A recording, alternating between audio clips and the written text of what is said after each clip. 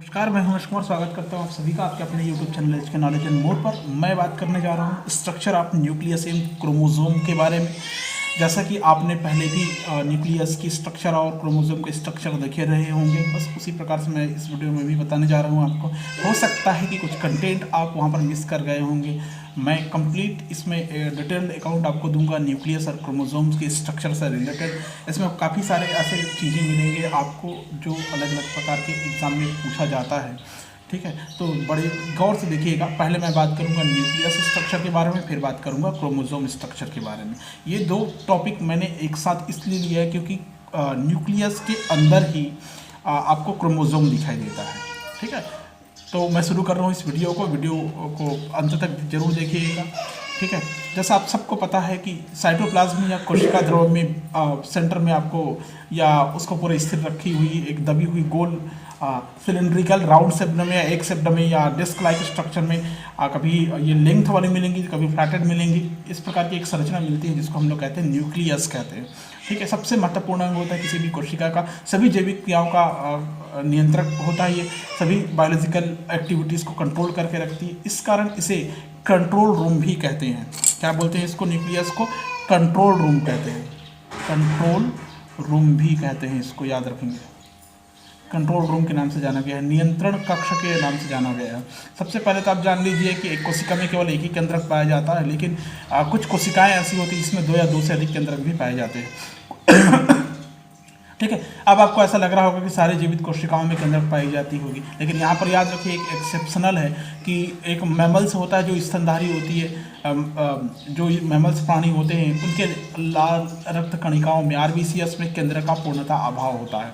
ठीक है, तो ये सारी कोशिकाएं न्यूक्लियोटेड कहलाती है, अकेंद्रकी कहलाती है। आपको पता होना चाहिए, मतलब जितने भी प्रकार के मैमल्स हैं इन सारे मैमल्स में न्यूक्लियस मैमल्स के आरबीसीएस में न्यूक्लियस एब्सेंट होता है। न्यूक्लियस एब्सेंट होता है, लेकिन मैमल्स का ही एक एग्जांपल मैं दे रहा हूँ आपको। कैमल जानते होंगे, ऊंट आप जानते होंगे, इनके आरबीसीएस में ये अपवाद है, एक्सेप्शनल है। इसमें न्यूक्लियस प्रेजेंट होता है, न्यूक्लियस प्रेजेंट होता है, ये जान लीजिए आप लोग। ठीक है ना, यह अपवाद है। कोशिका में केंद्र की सबसे पहले अगर किसी ने खोज की थी तो उसके लिए एक साइंटिस्ट का नाम आता है। उस साइंटिस्ट का नाम है रॉबर्ट हुक। रॉबर्ट हुक नामक साइंटिस्ट ने 1831 में एक केंद्र की खोज किए थे। 1831 में रॉबर्ट हुक ने न्यूक्लियस को आइडेंटिफाई किया था, न्यूक्लियस की खोज की थी। बाद में बेलर ने भी केंद्र को परिभाषित करने का कोशिश किया था कि कोशिका द्रव्य से घिरी एक ऐसी रचना जिसमें कोशिका विभाजन के समय गुणसूत्रों का उदय होता है। देखिए, इसीलिए मैंने क्रोमोसोम को लिया यहाँ पर। मतलब जब कोशिका विभाजन होना हो उस दौरान कोशिका द्रव्य से घिरी हुई एक रचना जिसमें कोशिका विभाजन होना हो, गुणसूत्र का उदय होता है, गुणसूत्र का निर्माण होता है। तो बेलर नामक साइंटिस्ट ने ऐसा बताया था कि साइटोप्लाज्म से घिरी हुई एक रचना है जिसमें कोशिका विभाजन के समय गुणसूत्र का उदय होता है। मतलब क्रोमोसोम का ओरिजिन होता है, उत्पत्ति होती है। बेलर ने ऐसा परिभाषित किया था। अगर शेप और साइज़ के बारे में बात करें तो इसके बारे में कुछ निश्चित तो है नहीं, क्योंकि इनका आकार कोशिका द्रव्य के बढ़ने पर बढ़ता है। कोशिका द्रव्य का अगर आयतन घटता है तो मतलब कोशिका द्रव्य की मात्रा अगर घटती है तो इसका भी शेप और साइज़ कम होते जाता है। लेकिन एक अनुमान के अनुसार केंद्र का जो आकार आता है 1/1000 मिलीमीटर से 12 मिलीमीटर तक हो सकता है। शेप और साइज़ के बारे में बात करें तो 1/1000 मिलीमीटर से 12 मिलीमीटर तक हो सकता है। इसमें वो सारे न्यूक्लियस आ गए जो एनिमल्स विंग्स में पाई जाती है। आप समझ सकते हैं इसको। ठीक है, अब बात करते हैं हम लोग अल्ट्रा स्ट्रक्चर ऑफ न्यूक्लियस की। तो हर कोशिका में 2 स्टेजेस होती है सेल डिवीजन के समय। एक होता है इंटरफेस और दूसरा होता है कोशिका विभाजन की एम फेस, या फिर ये कहें कि विभाजन की अवस्था बोल सकते हैं। कोशिका विभाजन की अवस्था, पीरियड ऑफ सेल कह सकते हैं। तो इंटरफेस की अवस्था में लगातार जब क्रमिक विभाजन होती है तो उसके बीच में एक इलास्टिसिटी बन जाती है। कोशिका की सर्वाधिक लंबी प्रत्यास्थता होती है, या सबसे लंबी प्रत्यास्थता मतलब थोड़ा खींचती है, चारों तरफ वो खींचते जाती क्योंकि अंदर कोशिका विभाजन चल रहा है, पदार्थों का निर्माण हो रहा है, ठीक, आकार में बढ़ते जाता है। तो ये सबसे लंबी प्रावस्था जो कोशिका विभाजन के समय इंटरफेस में जो होती है, ठीक है, केंद्रक की संरचना का अध्ययन उसी इंटरफेस अवस्था में आप कर सकते हैं। इंटरफेस में केंद्रक को जब इलेक्ट्रॉन सूक्ष्मदर्शी से आप देखते हैं तो देखिए आपको कैसा दिखाई देता है और क्या क्या स्ट्रक्चर आपको देखने को मिलता है। देखिए मेरे पास कोई अपैरेटस से कोई उपकरण नहीं रखा हूँ, मैं डायरेक्टली ऐसे ही अपने हाथों से ड्रा करके बता रहा हूँ। हो सकता है आड़ा टेढ़ा तिरछा बने तो आप उसको थोड़ा सा इग्नोर कर दीजिएगा, बाकी जो चीज़ें आपको मैं बता रहा हूँ ये काफ़ी ज़्यादा इंपॉर्टेंट है, ठीक है। एक न्यूक्लियस या केंद्रक का स्ट्रक्चर मैं यहाँ पर ड्रा कर रहा हूँ, आप ध्यान से देख सकते हैं, ठीक है। ये मैंने एक आउटर लाइन खींचा है, ये इस प्रकार ऐसा बना हुआ आपको दिखाई देगा।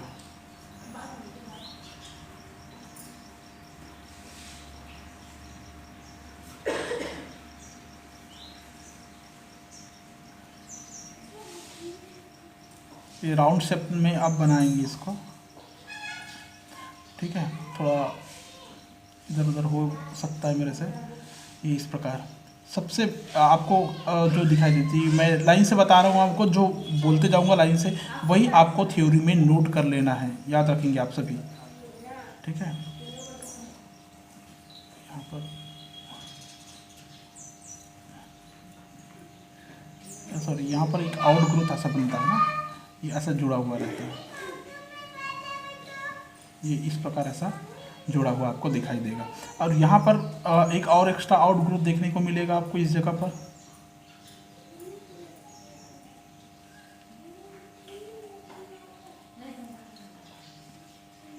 ये इस प्रकार का स्ट्रक्चर का नाम कुछ और ही है, इसका वीडियो मैंने पहले ही पोस्ट कर चुका है।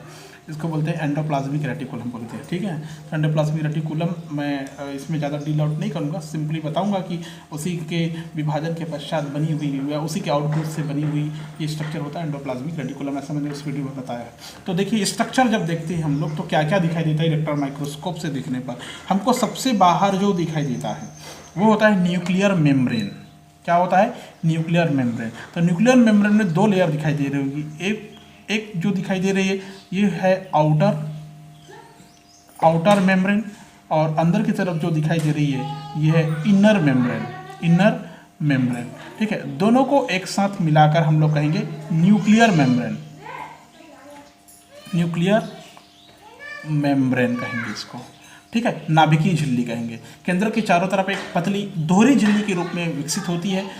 इस झिल्ली का नाम है कैरियोथिका, ठीक है। तो यहाँ पर आप नोट कर सकते हैं, आप अपने थ्योरी के लिए न्यूक्लियर मेम्ब्रेन सबसे बाहरी स्ट्रक्चर के रूप में आपको दिखाई देती है। न्यूक्लियर मेम्ब्रेन, इस न्यूक्लियर मेम्ब्रेन जो कि दोहरी झिल्ली की बनी हुई संरचना होती है, इसका नाम है कैरियोथिका कहते हैं। इसको क्या बोलते हैं? कैरियोथिका कहते हैं। अगर मेजरमेंट की बात करें तो प्रत्येक झिल्ली की मोटाई 75 से 90 एंगस्ट्रॉम के आसपास हो सकती है, ठीक है। ध्यान रखेंगे कितना? 75 से 90 एंगस्ट्रॉम हो सकती है। अगर इलेक्ट्रॉन माइक्रोस्कोप से आप देखें तो आपको ऐसे दिखाई देगा, ठीक है। दोनों के बीच में जो खाली स्पेस होगा, दोनों झिल्ली आउटर और इनर मेम्ब्रेन के बीच में जो स्पेस खाली होता है वहाँ पर स्पेस 100 से 300 एंगस्ट्रॉम स्पेस आपको देखने को मिलेगा बीच में, इनर और आउटर के बीच में, ओ एंड आई के बीच में, आउटर और इनर मेम्ब्रेन के बीच में जो स्पेस मिलेगा वहाँ पर 100 से 300 एंगस्ट्रॉम का खाली स्पेस मिलेगा। उस अवकाश को पेरी न्यूक्लियर स्पेस कहते हैं।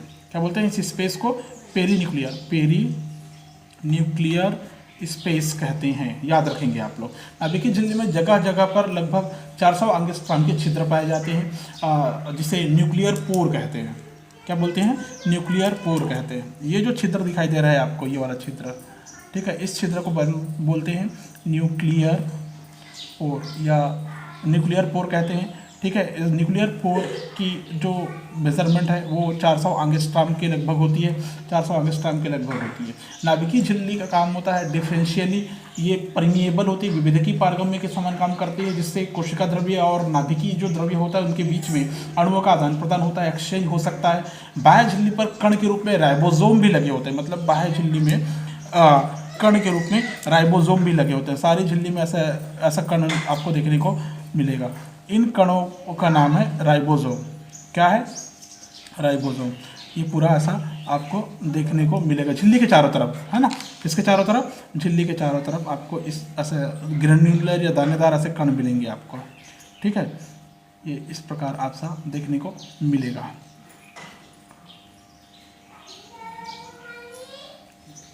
ये इस प्रकार सा,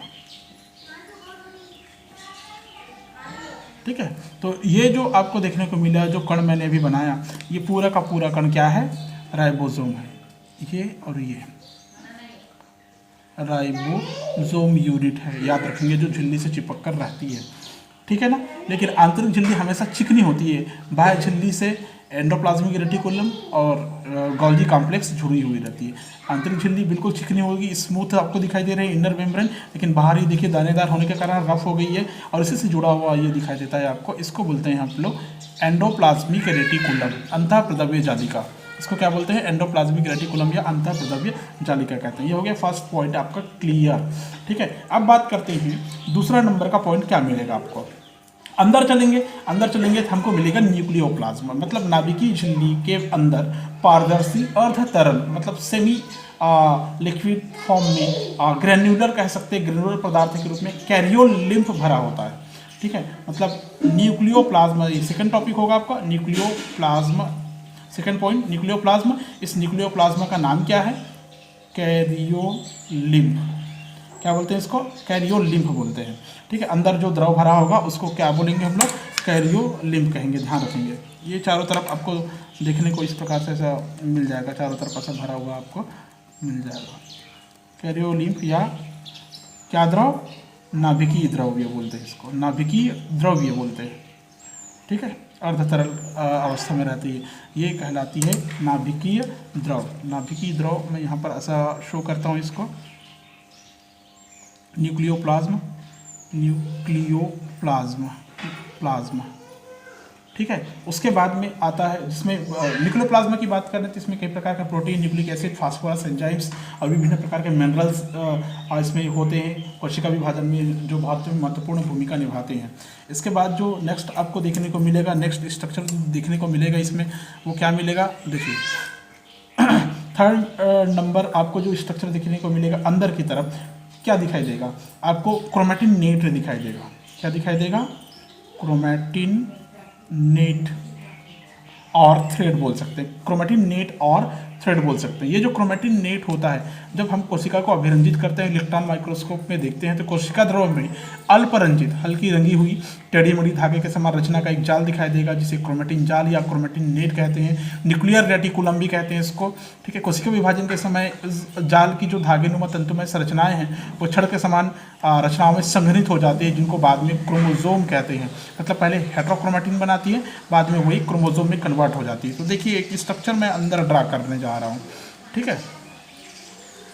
ये इस प्रकार का ऐसा चारों तरफ ऐसा घुमावदार संरचना में आपको देखने को मिलेगी, इस प्रकार का, ठीक है। ये ऐसा घुमा हुआ चारों तरफ आपको देखने को धागे के समान संरचना के रूप में आपको देखने को मिलेगी। तो कहीं कहीं पर ये क्या होता है, ये अगर मैं इस हिस्से को करूं तो ये ऐसा, ये काफ़ी मोटी हो जाती है। इसको बोलते हैं हेट्रोक्रोमैटिन। क्या बोलते हैं इसको? हेट्रोक्रोमैटिन बोलेंगे, ठीक है। क्या है ये? हेट्रोक्रोमैटिन। यही बाद में विकसित होकर, डेवलप होकर क्रोमोसोम की संरचना बनाती है। तो इस संरचना का नाम हम नॉमिनेट करते हैं क्रोमैटिन नेट के रूप में, क्रोमैटिन नेट। जब हम इसको अभिरंजित करते हैं, स्ट्रेन करते हैं, तभी हमको ये दिखाई देता है, अल्परंजित अवस्था में आपको देखने को मिल सकता है, ठीक है।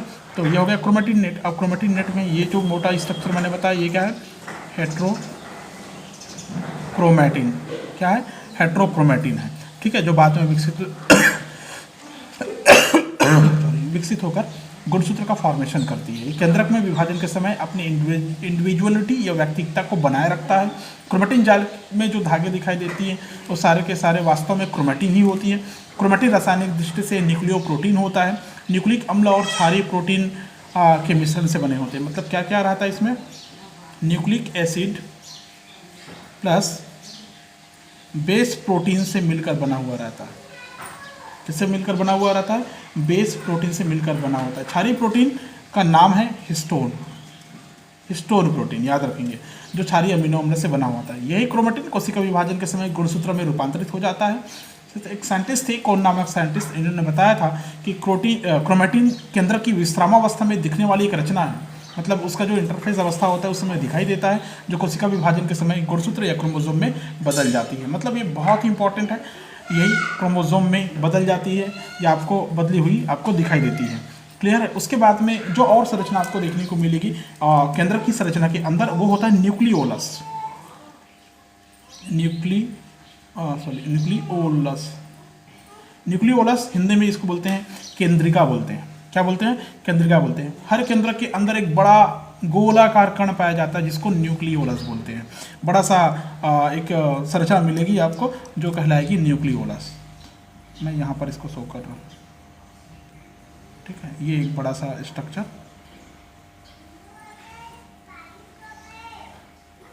ये एक बड़ा सा गहरे धब्बे में आपको दिखाई देगा, गहरे रंग में दिखाई देगा। इसको बोलेंगे हम लोग न्यूक्लियोलस।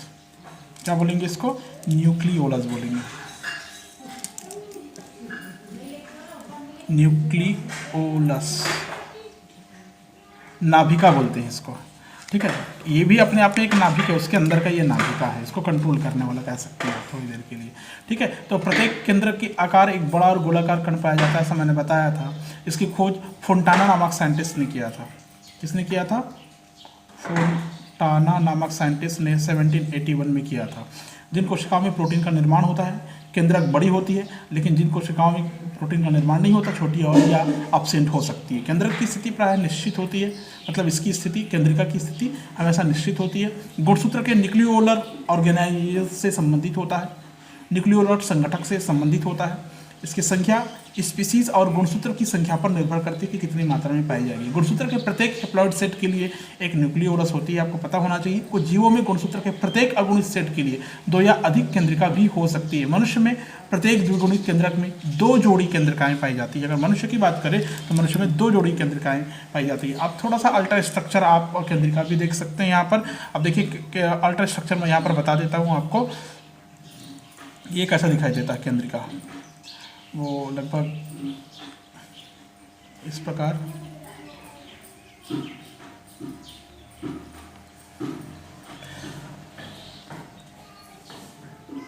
ये लगभग इस प्रकार आपको देखने को मिलेंगे, ठीक है। सबसे बाहर की जो संरचना दिखाई दे रही है, ये बाहर की संरचना होती है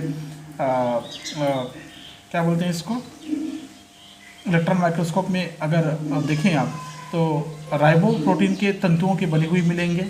ये न्यूक्लियोलेमा भी कहलाएगा। न्यूक्लियोलेमा, लेमा मतलब होता है झिल्ली। फाइब्रिलर पोर्शन कह सकते हैं आप लोग इसको, फाइब्रिलर पोर्शन कह सकते हैं। मतलब एक ऐसे झिल्लीनुमा संरचना से घिरी हुई मिलेगी, इसके अंदर जो आपको दिखाई देगा फाइब्रिलर पोर्शन आपको देखने को मिलेगा। फाइब्रिलर पोर्शन मतलब अंदर के स्ट्रक्चर को फाइब्रिलर पोर्शन कहा गया है। ये अंदर के स्ट्रक्चर को फाइब्रिलर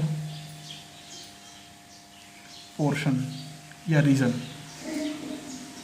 ठीक है। रेशेदार भाग 50 से 80 एंगस्ट्रॉम तक की लंबाई की हो सकती है। और इसमें कुछ होते हैं ग्रेन्युलर पोर्शन भी होते हैं, ये ऐसा, ठीक है। ये है ग्रेन्युलर पोर्शन, दानेदार भाग। इसके कणों का व्यास 150 से 200 एंगस्ट्रॉम का हो सकता है, ठीक है, जो कि राइबो न्यूक्लियोप्रोटीन्स का बना हुआ रहता है। कुछ भाग होता है प्रोटीन पदार्थ, क्रोमेटिन प्रोटीन कहते हैं। क्रोमेटिन प्रोटीन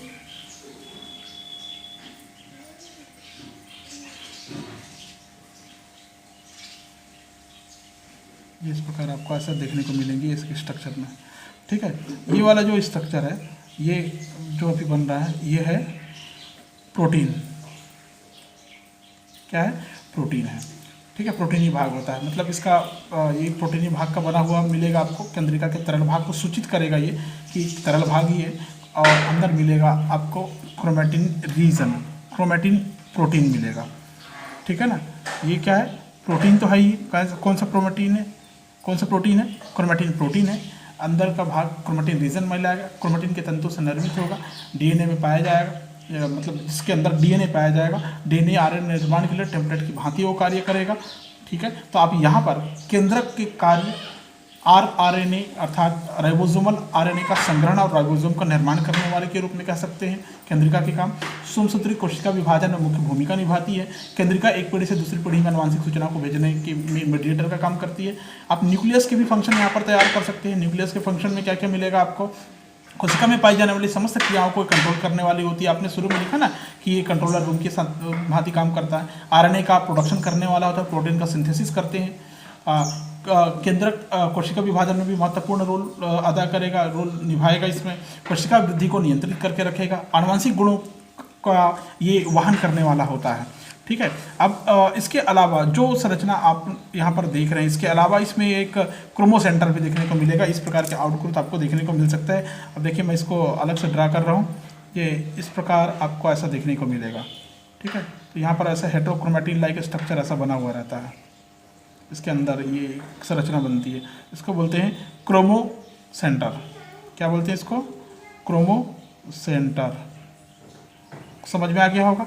ठीक है, ऊपर दानेदार संरचना को मैंने बताया आपको, राइबोसोम्स। अब बचा क्या इसमें जो दर्शाना है, वो पेरीन्यूक्लियर स्पेस बच गया है। मतलब आउटर मेम्ब्रेन और इनर मेम्ब्रेन के बीच में जो खाली स्पेस बचता है, ये खाली स्पेस जो बचता है इसको बोलते हैं पेरीन्यूक्लियर स्पेस। Perinuclear space.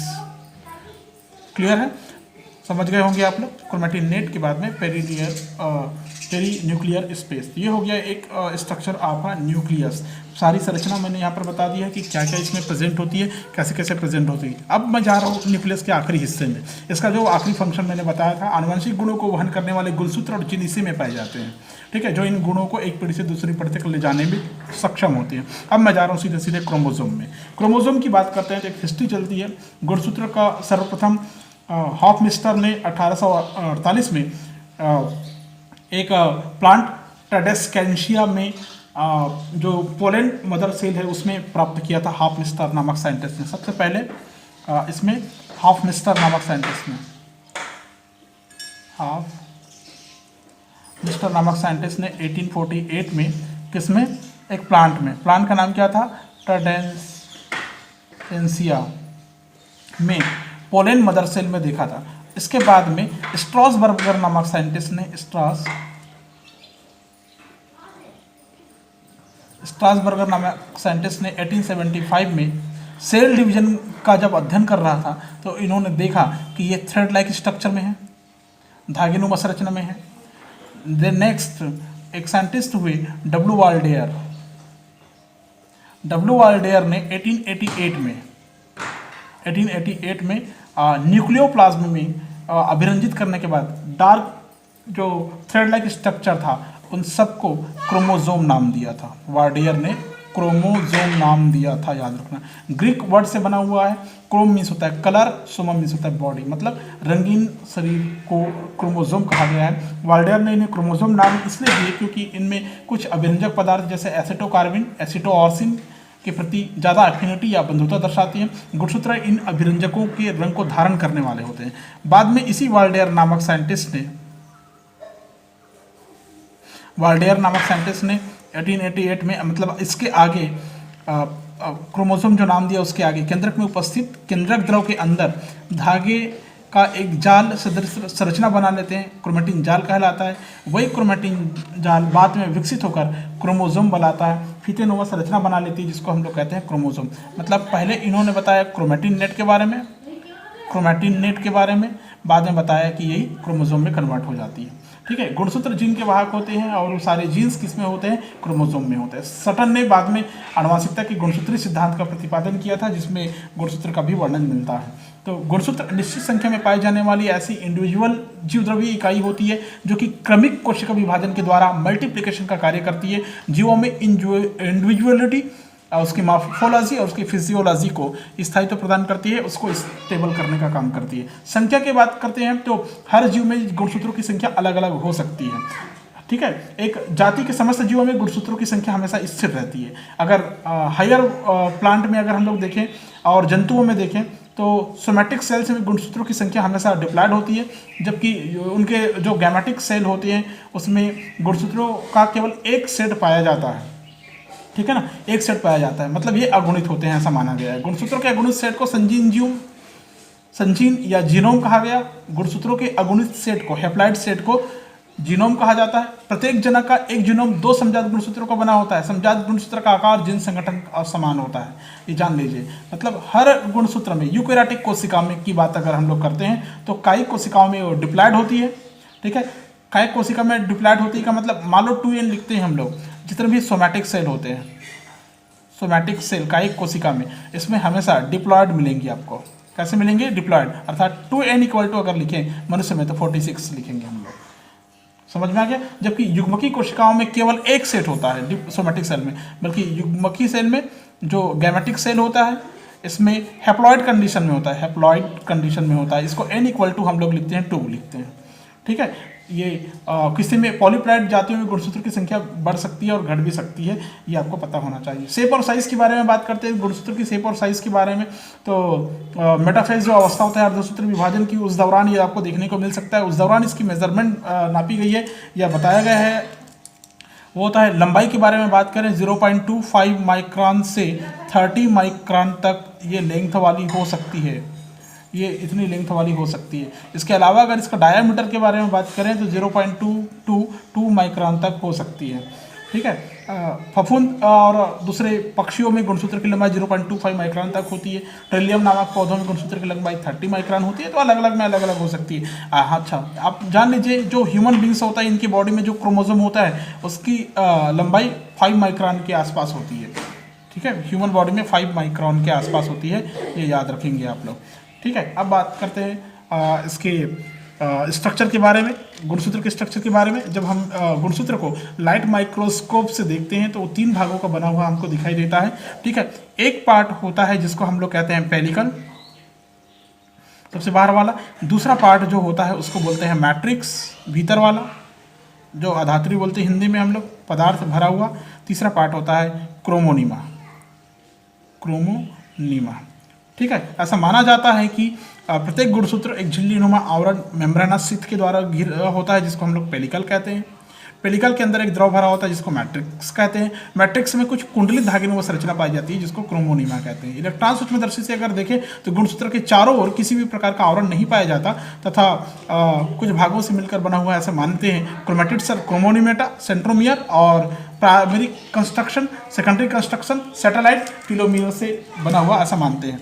ठीक है, अगर इलेक्ट्रॉन माइक्रोस्कोप से अगर हम लोग देखें तो लाइट माइक्रोस्कोप का था। इलेक्ट्रॉन माइक्रोस्कोप से अगर हम लोग देखते हैं तो इसमें क्या दिखाई देगा आपको दिखाई देगा क्रोमेटिड्स एंड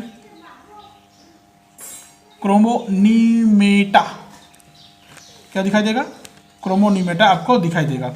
ठीक है, दूसरा जो दिखाई देगा आपको ये सेकंड नंबर का जो पार्ट होगा ये होगा सेंट्रोमियर,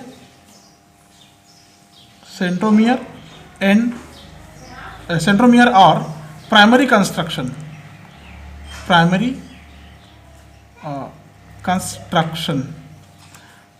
थर्ड जो दिखाई देगा सेकेंडरी कंस्ट्रक्शन।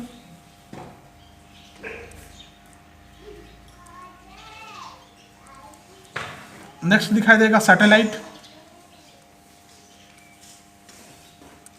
टीलोमियर्स लास्ट। ये आपको इलेक्ट्रॉन माइक्रोस्कोप में देखने के बाद दिखता है। तो इलेक्ट्रॉन माइक्रोस्कोप का ही हम वर्णन करते हैं। लाइट माइक्रोस्कोप में तो दिख गया पेलिकल, मैट्रिक्स, क्रोमोनीमा। ठीक है, तो इलेक्ट्रॉन माइक्रोस्कोप के आधार पर हम लोग इसमें स्ट्रक्चर को आगे बढ़ाएंगे। तो देखिए ये क्या होता है, कैसे दिखाई देगा आपको। थोड़ा सा आगे करता हूँ मैं। देखिए, एक क्रोमोसोम की स्ट्रक्चर को अगर हम लोग देखते हैं तो आपको क्या क्या दिखाई देगा, कैसे दिखाई देगा।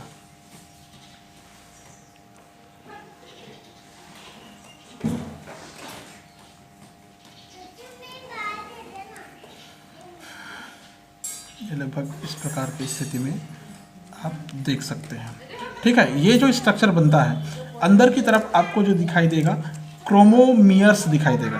अंदर की तरफ क्या दिखाई देगा? क्रोमोमियर्स दिखाई देगा। वो इस प्रकार से ऐसा प्लेट नुमा संरचना में आपको ऐसा दिखाई देगा।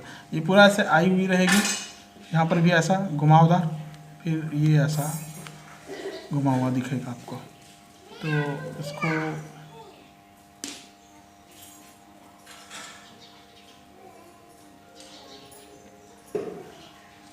ये इस प्रकार आपको देखने को मिल सकता है, इस प्रकार से। ये क्लियर, ठीक है। तो अंदर आपको जो स्ट्रक्चर दिखाई दे रहा है और बाहर जो स्ट्रक्चर दिखाई दे रहा है उसको एक बार नॉमिनेट करते हैं। जैसा कि कहा कि पेलिकल दिखती है, तो मैं झिल्ली नुमा संरचना को, बाहर संरचना को सबसे पहले लिख रहा हूँ पेलिकल लाइट माइक्रोस्कोप के हिसाब से। अंदर जो पदार्थ भरा हुआ रहता है वो पदार्थ, पूरी संरचना जो धागेदार रेशेदार होती है जो पेलिकल से के अंदर पाई जाती है, ये पूरा मटेरियल को एक साथ कहते हैं मैट्रिक्स, ठीक है। और बोलते हैं क्रोमोनीमा। क्रोमोनीमा क्या है? क्रोमोनीमा का जो पदार्थ है वो अभी मैंने बताया था कि मैट्रिक्स में अंदर जो धागेनुमा संरचना पाई जाती है वो क्रोमोनीमा। तो ये धागेनुमा जो संरचना है ये होता है क्रोमोनीमा का, ठीक है। लेकिन इलेक्ट्रॉन माइक्रोस्कोप से देखते हैं तो आपको सबसे पहला दिखाई देता है क्रोमेटिड्स और क्रोमोनीमेटा। ये जो क्रोमेटिड्स होते हैं दो अर्ध गुणसूत्र या जिनोनीमा पाए जाते हैं, मतलब 2 क्रोमेटिड्स आपको दिखाई देगा। प्रत्येक क्रोमेटिड्स में मैट्रिक्स या आधार द्रव बोलते हैं। लंबाई में 2 क्वालिटेट फिलामेंट पाया जाएगा जिसको क्रोमोनिमेटा कहते हैं। क्या बोलते हैं? क्रोमोनिमेटा कहते हैं। ये 2 जो स्ट्रक्चर में आपको दिखाई दे रहा है इस प्रकार का, ठीक है, ये कहलाएगा आपका ये क्रोमोनिमेटा। क्या ये? क्रोमोनिमेटा ये है। क्रोमोनिमेटा मेटाफेज के प्रत्येक गुणसूत्रीय अवस्था में 2 क्रोमेटिड के दिखाई देते हैं, सेंट्रोमियर के द्वारा आपस में चिपका हुआ रहता है। किसके द्वारा चिपका हुआ रहेगा? सेंट्रोमियर के द्वारा आपस में चिपका होगा। तो यहाँ पर ऐसा एक केंद्र मैं बना रहा हूँ, तो ये है सेंट्रोमियर। सेंट्रोमियर के द्वारा आपस में चिपका हुआ रहता है। क्रोमोनिमेटा क्रोमा कलर्ड नीमा थ्रेड, मतलब रंगीन धागे नुमा संरचना में होते हैं। न्यूक्लियोप्रोटीन के महीन धागों के रूप में होता है। जीन एक रेखी क्रम में उसी जगह पर क्रोमोनिमेटा पर व्यवस्थित रहते हैं, आपको पता चल गया होगा। क्रोमोनिमेटा पर ही जीन रेखी क्रम में विन्यस्त रहते हैं। समझ में आया? ठीक है। नेक्स्ट आता है प्राइमरी कंस्ट्रक्शन, सेंट्रोमियर और प्राइमरी कंस्ट्रक्शन। सेंट्रोमियर या प्राइमरी कंस्ट्रक्शन कहने का मतलब होता है यहाँ पर आपको एक प्राथमिक संकीर्णन दिखाई दे रहा होगा जिसको काइनेटोकोर भी कहते हैं। मतलब ये पहली वाली अवस्था, इस अवस्था को हम लोग बोलते हैं primary constriction. Primary constriction construction ऐसा बोलेंगे, कंस्ट्रक्शन मतलब कंस्ट्रक्शन का प्राइमरी कंस्ट्रक्शन बोलेंगे। जो सिकुड़ा हुआ दिखाई दे रहा है इसको काइनेटोकोर भी बोलते हैं। स्क्रैडर के अनुसार, स्क्रैडर ने बताया था कि सेंट्रोमियर गुणसूत्र का वह स्थायी भाग होता है जो घना परिवर्तित भाग होता है, जहाँ पर गुणसूत्र की गुणसूत्री तंतु और क्रोमेटिड्स आपस में जुड़े होते हैं। क्रोमेटिड्स आपस में जुड़े हुए दिखाई देंगे आपको, ठीक है। तो ये हो गया आपका सेंट्रोमियर या प्राइमरी कंस्ट्रक्शन, ठीक है। कोशिका विभाजन के समय सेंट्रोमियर गुणसूत्र को तर्कु तंतुओं से जोड़ने का कार्य करता है, गुणसूत्रों के चलन में सहायता करता है, ये इसका मेन फंक्शन होता है। सेंट्रोमियर ट्यूब्यूलिन नामक प्रोटीन का निर्माण करता है जो कि माइक्रोट्यूब्यूल्स या तर्कु तंतु के फॉर्मेशन में उपयोगी होता है। तो इसके 2 मेन फंक्शन है। उसके बाद में आता है सेकेंडरी कंस्ट्रक्शन। सेकेंडरी कंस्ट्रक्शन गुणसूत्र में प्राथमिक संकीर्णन के अतिरिक्त कुछ अन्य संकीर्णन भी उपस्थित रहते हैं जिन्हें द्वितीयक संकीर्णन कहते हैं। एक साइंटिस्ट थे रिसेंटली, इन्होंने बताया था ऑरिस्थी रोजेंस नाम दिया था उस सेकेंडरी कंस्ट्रक्शन को। मतलब यहाँ पर जो आपको और कंस्ट्रक्शन दिखाई दे रहा है यहाँ पर ये वाले हिस्से को, इसको उन्होंने नाम दिया था सेकेंडरी कंस्ट्रक्शन, ठीक है, द्वितीयक संकीर्णन नाम दिया था, ठीक है। ये केंद्रिका के निर्माण भाग लेता है। न्यूक्लियोलर ऑर्गेनाइजर कहते हैं इसको। क्रोमेटिन अकुंडलित होते हैं, केंद्रक का स्तनी कम मात्रा में होता है इसलिए इसको यूक्रोमेटिन भाग भी बोलते हैं इसको, ठीक है। गुणसूत्र में पूरे डीएनए का 0.3% भाग न्यूक्लियोलर संघटक में पाया जाएगा। नेक्स्ट आता है सैटेलाइट। आखिरी वाला जो हिस्सा आपको दिखाई देता है ये कहलाता है satellite. Next satellite secondary constriction या ट्राबेंट भी कहते हैं। उसके नीचे सैटेलाइट क्रोमेटिन के पतले तंतुओं के द्वारा गुणसूत्र से जुड़ा एक घुंडीनुमा भाग होता है। सैटेलाइट युक्त गुणसूत्र को SAT क्रोमोसोम भी बोलते हैं इसको। SAT सेट क्रोमोसोम भी बोलते हैं इसको, सेट क्रोमोसोम्स भी बोलते हैं इसको। समझ में आ गया? सेट का पूरा नाम है साइन एसिड थाइमोन्यूक्लियोनिको, न्यूक्लिनिको ऐसा करके आता है। फिर से बोल रहा हूँ, साइन एसिड थाइमोन्यूक्लिनिको ऐसा बोल सकते हैं, न्यूक्लिनिको विदाउट थाइमोन्यूक्लिक एसिड, और डीएनए भी बोल सकते हैं आप इसको। क्लियर है? ये होता है सैटेलाइट, जो कि मनुष्य में 40 गुणसूत्र में से 5 गुणसूत्र, कौन कौन सा, 1, 10, 13, 16 वायु गुणसूत्र में द्वितीयक संकीर्णन पाया जाता है। 1, 10, 13, 16 और वायु गुणसूत्र में। ठीक है, मनुष्य में 1, 10 नंबर है ना, गुणसूत्र का नंबर 13, 16 and Y chromosome. Y chromosome male में मिलता है। ठीक है, इसमें द्वितीयक संकीर्णन या सेकेंडरी कंस्ट्रक्शन आपको देखने को मिलता है। लास्ट होता है टीलोमियर्स। लास्ट क्या होता है, टीलोमियर। टीलोमियर्स गुणसूत्र के शीर्ष भाग में होते हैं, गुणसूत्र की ध्रुवणता को बनाए रखते हैं। इसके कारण गुणसूत्र किसी अन्य गुणसूत्र या गुणसूत्र के खंड से जुड़ नहीं पाता, वो कहलाता है टीलोमियर। दूसरे से जुड़ता हुआ आपको दिखाई नहीं देगा। ठीक है, समझ गए होंगे। गुणसूत्र के कार्य कभी कभी पूछ दिया जाता है। गुणसूत्र का मुख्य कार्य यही है कि शारीरिक क्रियाओं में जैसे डेवलपमेंट करना हो, वृद्धि करना हो, विकास करना हो, प्रजनन करना हो, जितने प्रकार के फंक्शनल एक्टिविटीज़ करना है उसका कंट्रोल करेगा। कैरेक्टर्स की एक्सप्रेशन में उसके विभेदन को नियंत्रण करेगा। न्यूक्लियोसोम के निर्माण में भाग लेगा। आनुवंशिक सूचनाओं को एक कोशिका से दूसरी कोशिका तक पहुंचाने में उपयोगी है गुणसूत्र। गुणसूत्र संख्या और संरचना में परिवर्तन करके कई प्रकार के लक्षण को उभारने में उपयोगी है। कोशिका के निर्माण में भाग लेता है क्रोमोसोम या गुणसूत्र। ठीक है, तो मैंने इस वीडियो में आपको बताया न्यूक्लियस के स्ट्रक्चर, न्यूक्लियस के फंक्शन, न्यूक्लियोलस के फंक्शन है, क्रोमोसोम की थोड़ी सी हिस्ट्री, कहाँ से कौन डिस्कवर किया, क्या नाम दिया, बाद में उसका स्ट्रक्चर। तो वीडियो पसंद आया तो इस वीडियो को लाइक करें, शेयर करें, कमेंट करें। चैनल पर पहली बार आए तो प्लीज़ चैनल को सब्सक्राइब कर ले ताकि आपको नई वीडियो के अपडेट तुरंत प्राप्त हो। Thank you.